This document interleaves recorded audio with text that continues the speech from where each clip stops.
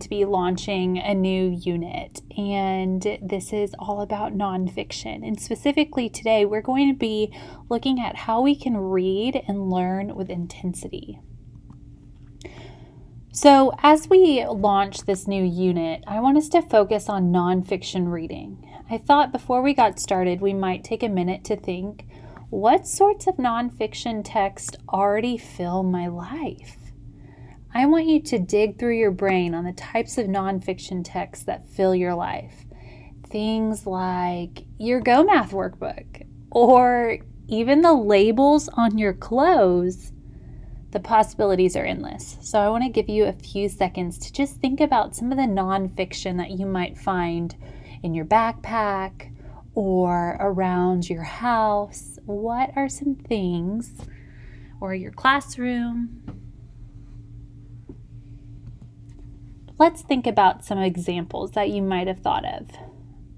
So these are examples of nonfiction reading that might surround your everyday life. So we have our Go Math book. You might have a learning journal where maybe it's for reading or for math, science, or social studies.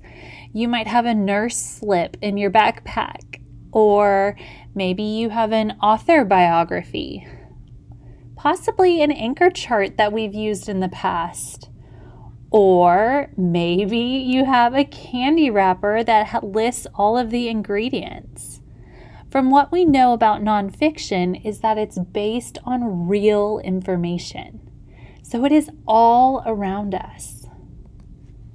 Today I want to teach you that as you get older, you don't just read more nonfiction. You also read nonfiction differently. Grown-up nonfiction readers make a commitment to learning from a text by making connections between what they already know and care about and the text. There are two ways to read a nonfiction text.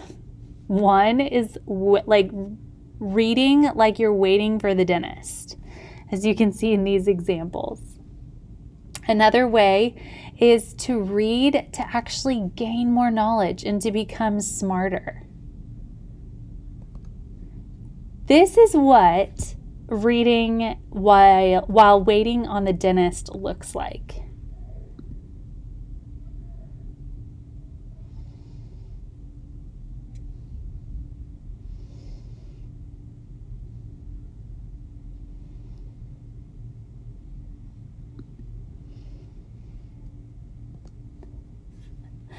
So you might have noticed that he was flipping through the pages, he's laid back, he's not really focusing.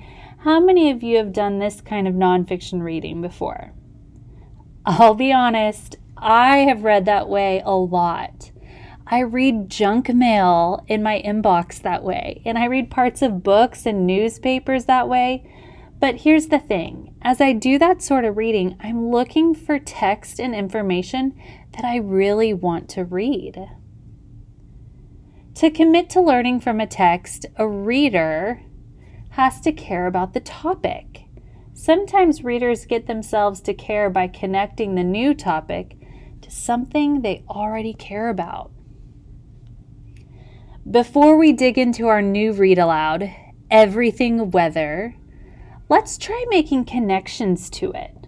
What do we already know and care about that connects in some way to this topic of weather? Are some of you thinking about ways in which the weather has affected your plans?